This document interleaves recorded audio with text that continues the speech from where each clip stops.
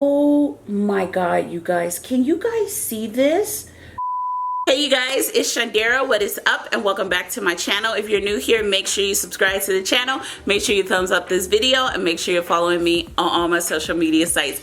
And in today's video of Shundara the science guru, look, it was gonna be Shundara the skincare guru, but I thought that was kind of corny. I am literally trying to find a name. I thought the name was kind of cute, but now saying it out loud, it sounds really corny.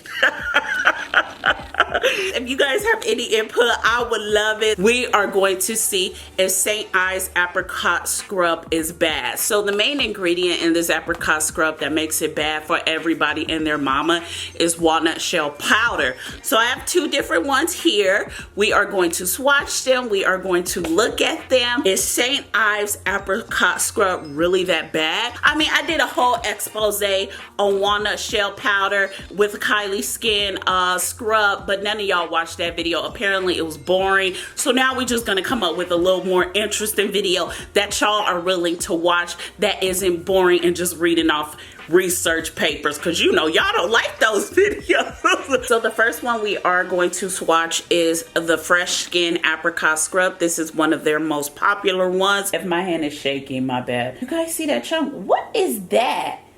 That is a huge chunk of piece of I don't know what. Are these walnut shell pieces? What's going on, St. Ives? I'm kind of concerned because I'm about to put this on my face soon. I'm gonna go ahead and smear it so we could get a real look of what it looks like smeared, because this is like, wow, I am shocked. So if you guys can see, I'm literally smearing the scrub with the spatula. Can you guys see? So now it's all over the table, and we are going to see what it looks like. I don't know what that is. It doesn't look like walnut shell powder because I've worked with walnut shell powder before. It looks more like cornmeal to me. Like if I go get some cornmeal, I am sure it will look just like this. So, wow. That piece right there looks so small outside the microscope, but on the microscope, it looks huge. Can you guys see? I'm trying to focus it. I think that piece right there is a walnut shell piece that did not grind up into the powder. But the rest of this looks like cornmeal to me. I kind of want to touch it, but I'm kind of afraid to touch it. Okay, you guys, so now we're going to swatch the St. Ives Blemish Control one. It actually has walnut shell powder, cornmeal, and salicylic acid in it. St. Ives, you wonder why you getting a bad name. You just throwing things together. So this is the Blemish Control one. It looks the same to me. What do you guys think? Doesn't it look the same? I really see no difference in it. I'm gonna go ahead and swatch it with the spatula. See, now this one seems to have way more cornmeal pieces, but it doesn't have a lot of the walnut shell pieces as the regular St. Ives Apricot Scrub did. Is that a glitter? That may be walnut shell powder, but can you guys see the difference? It's really interesting. I was expecting more walnut shell pieces, but I'm absolutely, there goes some. Can you guys see? It's like they didn't finely ground up the powder, and it's like black walnut shell piece. Well, St. Ives, I'm kind of scared to put this on my skin because, you know, it sounds like micro tears may occur. We are going to see what my skin looks like without the St. Ives Walnut Scrub first, just to get a good rough draft. And then after that, we are going to go in with the scrub. I'm kind of scared now because looking at it through the microscope is a total different ball game than actually just saying, oh, it's not bad, and putting it on your face.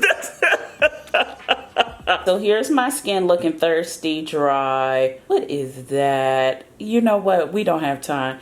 So this is what my skin looks like, you guys, without the St. Ives, just real dry base. Look, I am just dry like the Sahara. So you guys see what my skin looks like. I'm assuming the rest of my skin looks like this. So we're just gonna do this side of my cheek. I am really scared to do this, but just to see is it that bad, we are going to do this. So this is how much I'm using of the blemish control one. And then we are going to use the Fresh Face one. I mean, St. Ives put Allure the Beauty Expert 2017. St. Ives, we are in 2020. Why are you putting a beauty expert from 2017 from Allure? Allure haven't mentioned you since St. Ives. You can't, Dr. St. Ives act like we not in 2020 with this. Now, I'm doing the 60-second method for it, just to rub it in for 60 seconds, so we could just make sure we get some micro tears. If we gonna get some micro tears, we are making sure it is happening in this video. So I think 60 seconds will suffice a few micro tears. Especially on this side, because they mixed it with salicylic acid. You guys, so this is the blemish side of the St. Ives Walnut Scrub. Half of my face is barely covered in this scrub. It's kind of interesting because if you look on my face, you can see it. But then when you get close up, it's like half of it isn't. What is that? Is that a kernel?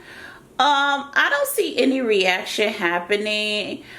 That's cornmeal, you guys. That is not walnut shell powder. That is cornmeal. Oh my.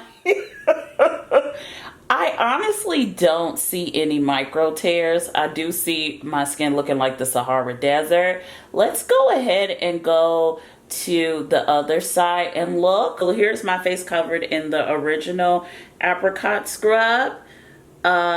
Looking like the Sahara Desert. What do you guys think? Really seeing any micro tears? So my face is a little bit more irritated on the blemish control side as opposed to the regular side. Okay, so this is my skin on the blemish control side of things. What do you guys think? And I will say it does look a little bit irritated. I also want to say this, you guys. I do look like I have way more lines than I started off with. What do you guys think? Do I? It is very irritated. It could be because of the redness from the blemish control. I don't know. I feel like I have way more lines, or if you would call them micro tears, than I started off with. Do you guys think that? I am getting kind of scared. Let's just go ahead and look at the other side of my face. Let's just do it. This is the other side of my face I'm showing you guys. See, I'm talking. It looks completely different. And this is the regular St. Ives that I apply to my skin. I am shocked. Oh my God, you guys. Can you guys see this? There is way less lines on this side. I knew I wasn't tripping. What is going on with the blemish control one? Oh my God. You guys see this? And let's go back to the blemish so you guys can see. Look it. It is so red and so tender and so inflamed. That, wow. Wow, I am shocked. Let me stop this before I start crying, because I'm about to start crying. I am shocked. Let me go ahead and start slugging. I have a lot of thoughts. I'm gonna try to concise them down. I do want to say this because I think it's important. A lot of the exfoliation you guys did see was from cornmeal. If you do look on the ingredient list of both St. Ives products, whether you get the blemish control one or you get the fresh skin apricot scrub, they do contain corn kernel meal. And from what I've seen, the walnut shell powder is very fine. However, they are not grinding it up as fine because there are still little pieces, like black chunks of walnut shell pieces in it. So St. Ives, you need to go back to the drawing board and grind it up real finely again. Overall, is St. Ives walnut scrub bad? Here's my opinion. This one, yes. The blemish control one, girl, don't even touch this one. This one will irritate your skin completely. This one, on the other hand, not so much. I did find it gentle. There was not a lot of irritation or anything in the microscope. And oddly enough, I will say this, they added way more cornmeal to the blemish control one. Like, even when we were looking in the microscope at both of them, this one had way more cornmeal as opposed to the regular version of the St. Ives walnut scrub. So I probably wouldn't use this at all. I mean, and oddly enough, it's halfway gone. So, you know, shame on me for just continuing to use this like nothing was wrong. And I'm out here being a whole skincare guru and love that stuff. But it really does irritate the skin, hence why I am covered in petroleum jelly. Because, honey, y'all not going to have me out here. Y'all not gonna have me out here with micro tears.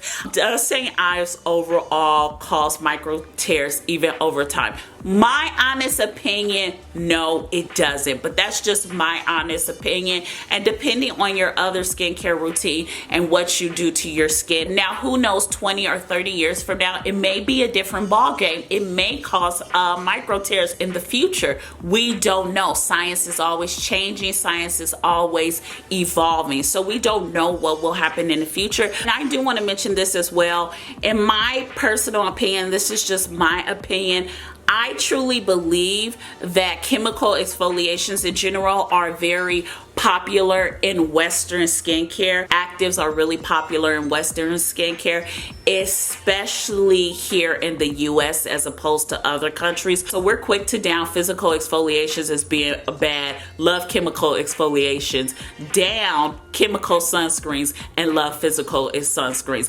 I mean, the contradictions in the US are hilarious to me. This is why I don't get into skincare drama and all the research and documents, because, you know, y'all real twisted up there when it comes to this stuff. You know, I don't understand it. That's why I keep it simple on this channel, because it just makes no sense.